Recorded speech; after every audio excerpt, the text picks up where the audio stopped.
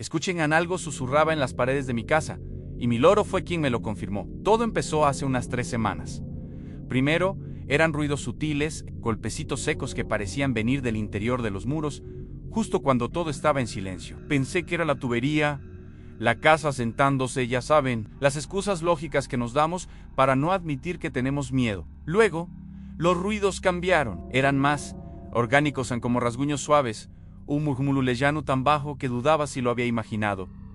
Comencé a sentirme observado, esa sensación helada en la nuca, como si alguien estuviera de pie justo detrás de mí, y me despertaba en mitad de la noche con el corazón a 1000, convencido de que había escuchado a alguien susurrar mi nombre. Pero la casa estaba vacía. Solo éramos yo y Kiwi, mi loro. Kiwi es un loro yaku, increíblemente listo. Repite todo lo que oye en el teléfono, el microondas, frases que digo constantemente. Es parlanchín y ruidoso. Pero en esas semanas, algo en el camión empezó a callarse. Se quedaba quieto en su percha, con las plumas erizadas, mirando fijamente un punto vacío en la pared del salón. Una noche, estaba viendo una película. La casa estaba en completo silencio, excepto por el sonido de la televisión. De repente, Kiwi soltó un graznido agudo que me hizo saltar del sofá. Miré hacia su jaula y lo vi acurrucado en la esquina más alejada de la pared, temblando. Me acerqué para calmarlo, pero él solo me miraba con sus ojos negros y redondos, llenos de pánico. Fue entonces cuando lo escuché por primera vez con claridad. No era un susurro, era una voz rasposa y gutural, que parecía venir de la pared justo detrás de la jaula de Kiwi. Decía algo, una sola palabra, una y otra vez, pero no podía entenderla. Sonaba como un idioma antiguo, olvidado. El frío se apoderó de la habitación. No era un frío normal, era un frío que te calaba los huesos, un frío antinatural. Salí corriendo de la habitación con Kiwi en su jaula y nos encerramos en mi dormitorio. Esa noche no dormí nada. La mañana siguiente todo parecía normal. El sol entraba por la ventana, los pájaros cantaban. Casi me convencí de que lo había soñado todo. Pero entonces escuché a Kiwi. Estaba en su jaula, en mi habitación, y repetía algo en voz baja. Me acerqué lentamente. No era ninguna de las frases que le había enseñado. Estaba imitando perfectamente la voz que había escuchado salir de la pared la noche anterior. La misma voz rasposa, el mismo tono gutural. Y ahora entendía la palabra que decía. Repetía una y otra vez: dentro. Dentro, se me heló la sangre. Mi loro, mi mascota, estaba canalizando la voz de lo que sea que habitara mis paredes. El terror ya no era una sospecha, era una certeza.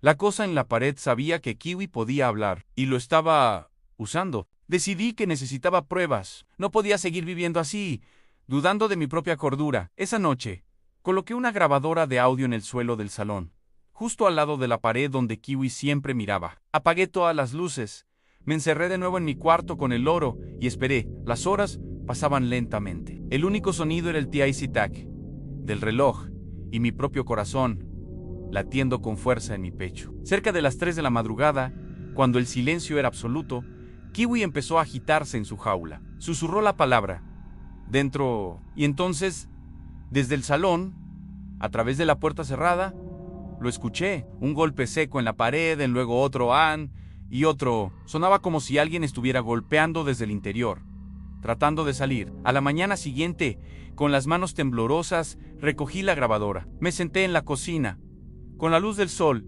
dándome una falsa sensación de seguridad.